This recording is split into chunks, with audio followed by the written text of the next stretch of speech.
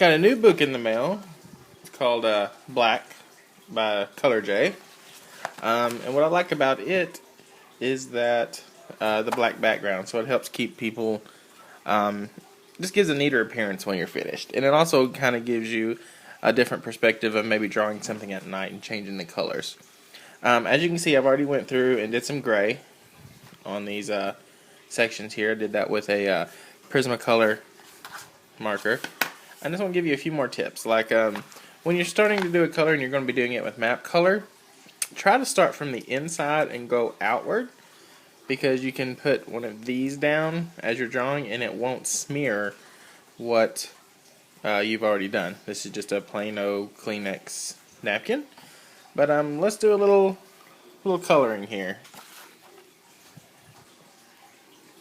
One thing I like about these black outlines is if you don't want something in the picture, you can just black it out. Like you see this little thing right here, it looks like, I think it's supposed to be a bush coming out. Well, I don't see how it can be grounded where it's out, so I'm taking it out. So I'm just going to take black marker and make it disappear. Just because it doesn't make sense to me.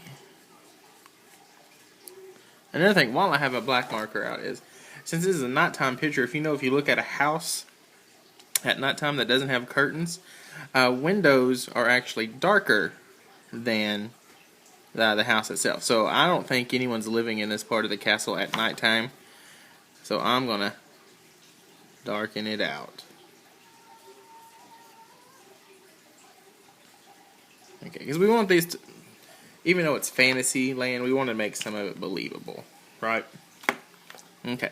Another thing that's really cool, and I don't know if you can see it very well, but I already did it to this section right here, is even though these are washed with the gray, these little spiral things here, I want to give it some texture.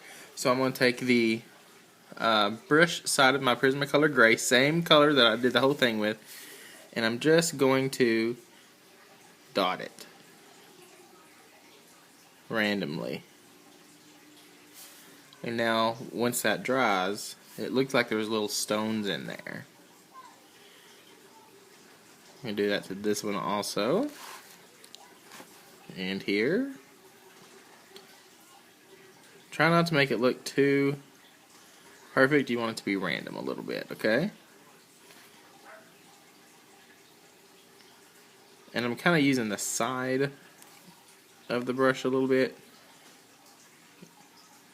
It kind of helps mimic the square of this here. Maybe that looks a little too. Okay. And then let's do this one. Okay. So I'll go through and I'll do that to all of the spires, whatever you want to call them, later on. But looking for a yellow here. Give me just a second. I'm going through my... It's not a Prismacolor, but it's yellow. Because let's say during castle time they use fires to do a lot of their lighting. So I want to figure out where I have people at. Now this right here looks like the main entry to my castle. So I'm thinking someone needs to be there keeping guard. So I think he's staying in this window right here. So I'm going to do this one yellow. He's in there, he's awake, he has to keep watch of what's going on. Now, there's another window right here on the side. I don't think anyone... It's Skeleton Crew at nighttime, so I don't think anyone's in there. So, I'll take my black again and put that window guy asleep. Same thing with the actual gate to the place. No one's coming in right now. It's not going to be lit up. Now, if this was a daytime scene, you would try to do the same color that's actually behind the gate. But since it's a nighttime one. Another thing is I have no idea what that little thing is. Gray it becomes.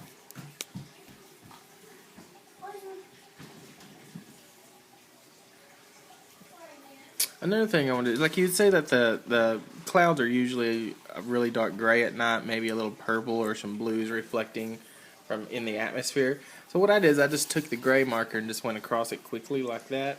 Now I'm going to take a, what color is this? Hydrangea blue. This right here. And I'm just going to do kind of the same, add just a little bit of color so it's not all gray.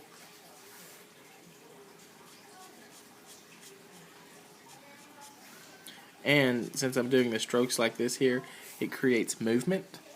So you think that maybe the clouds are moving, maybe there's a little wind at night. You can even, if you wanted to do something different, you can also take, see how this cloud is behind? We can just color him all the way in with that blue. And then do that. And it shows up really good on this, on the screen, different than what I'm seeing. See, I did the same thing. I'm going to push this one to the back. We're going to give that, we'll color him in. There we go. Alright, so we got my clouds in. Now I'm going to add the color to my flags here real quick.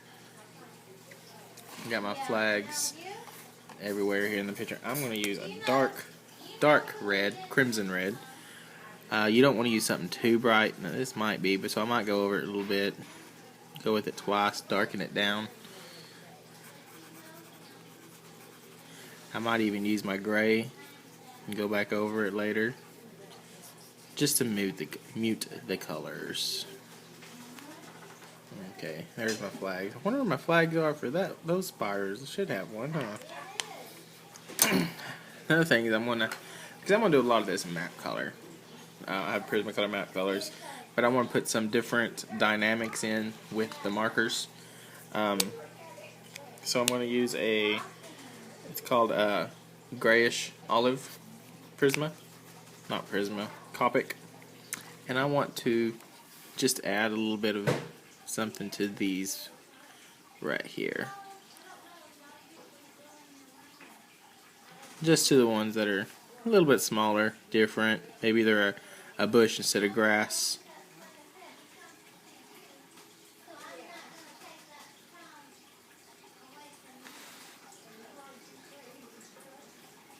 Just makes it look a little different, little interest. And there's a whole bunch down here that we can go in and color in. And we'll do that part, I guess, maybe a little later. I don't have too much time today. But this is extremely relaxing to sit here and color. Or ink or mark, whatever you want to call it.